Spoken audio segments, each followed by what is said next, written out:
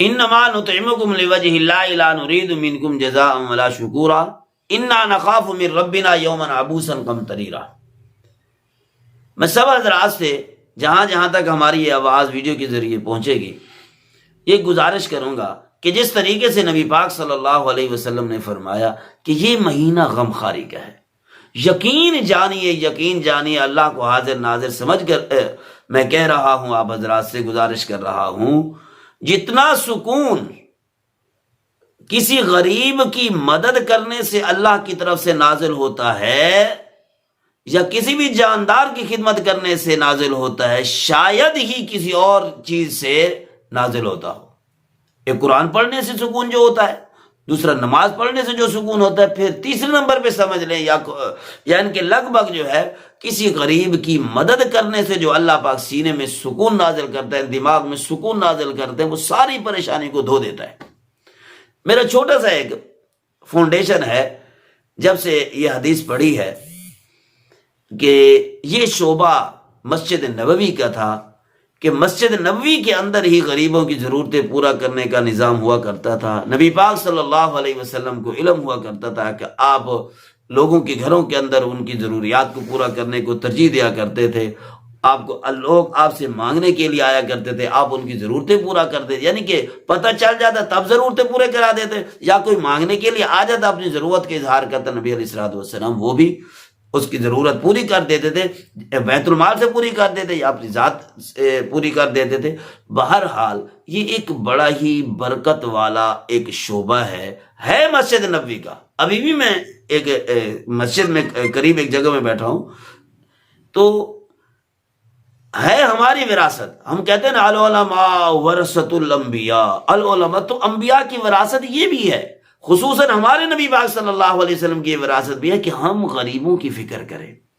اب چھوٹا سا ایک احساس دل میں رکھیں گے تو وہ احساس کبھی کبھی آگے نکلے گا، جب آگے نکلے گا تو لوگ آپ کے قریب ہوں گے۔ تو ہمارا ایک چھوٹا سا ایک نظام ہے، وہ کچھ لوگ ہمارے اوپر اعتماد کر جاتے، پھر ہم ان کے کہنے کے مطابق ان کو بٹھا کے تقسیم کر دیتے ہیں، تو ہر سال تھوڑا بہت بڑھ جاتا ہے۔ لمبا سفر تو نہیں ہے کیونکہ ہمارے پاس کوئی اور ذرائع نہیں ہے، صرف یہی ایک ویڈیو کا ذریعہ، وہ بھی ابھی بنا ہے، پہلے یہ بھی نہیں تھا، تو اس کے ذریعے ہم واٹس ایپ کے ذریعے لوگوں کو کہتے تھے یا بائی فیس ہم ان سے ملتے تھے۔ تو اللہ کریم نے کرم کیا کہ 10-15 خاندان جو ہیں ہم ہمارے ہاتھ سے، خرچہ کسی اور کا میرا نہیں ہے، 15-20 خاندان تک ہم پہنچ چکے ہیں کہ ہر سال ان کو 5 من گندم دیتے ہیں۔ پچھلے سال تقریباً ایک گھر کا خرچہ 20,000 روپے آیا تھا، تو آپ خود بنا لے بعد میں۔ تو بات یہ ہے، یہ اللہ کی بڑی کرم نوازی ہے کہ اس نے مجھ جیسے حقیر ایک انسان سے، میرے گناہ کے شاید آپ سب لوگ ملے تو میرے اکیلے کے گناہ آپ سے زیادہ ہوں گے، لیکن اللہ کا کوئی ایسا کرم ہے کہ اس ذات نے میرے ہاتھ سے دلوا دیے۔ میرے پاس تو مہینے کے یوں سمجھو 15-20 کے بعد تو میرے پاس پیسے ہی نہیں ہوتے، لیکن اس وقت رمضان شریف کے اندر اللہ کریم کرم کر دیتے ہیں کہ وہ کچھ لوگوں کو دینے کے لیے ہو جاتے ہیں، کچھ لوگ ہمارے ہاتھ پہ، ہمارے یوں سمجھے ذہن پہ، شکل پہ اعتماد کر لیتے ہیں، تو ان کی وجہ سے ایک نظام چل پڑا۔ اور ایسے لوگ دیکھیں، آپ یقین کریں یا نہ کریں، جن بیچاروں کے پاس ایک ٹائم کی روٹی ہوا کرتی تھی، بعض دفعہ دوسری ٹائم کی ہوتی ہی نہیں تھی، یا 5 بندوں کا کھانا ہے، 4 بندوں کا کھانا ہے، اور کھانے والے ہیں 8 بندے، 18 بندے بھی بعض دفعہ ہو جاتے ہیں۔ پھر بعض ایسا بھی ہوا ہے کہ غریب طبقے ہوتے ہیں نا بیچارے، جس کے بعد بھی تھوڑا سا زیادہ ہوتا ہے اس کے بعد آنا جانا شروع کر دیتے ہیں، تو ایسے بھی ہیں جن کو روزانہ بھی سبزی دیں تو پھر بھی وہ کم نہیں ہوتے۔ اس طریقے سے وہ چین چلتی چلتی چلتی اب ہمارے پاس ہماری امید سے کئی گنا زیادہ حقیقی بیچارے وہ ہے غریب لوگ موجود ہیں۔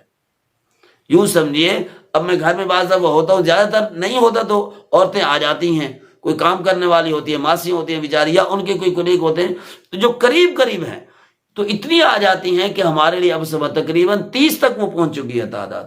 اب ہم کڑوا بول بھی نہیں سکتے، دھتکار بھی نہیں سکتے، تانا بھی نہیں دے سکتے، تنقید بھی نہیں کر سکتے، کیونکہ ہمارا اپنا تو ہے نہیں۔ ویسے ہو بھی صحیح تو پھر بھی اللہ نے فرمایا قول معروف ومغفرۃ خیر من صدقۃ یتبعها اذى،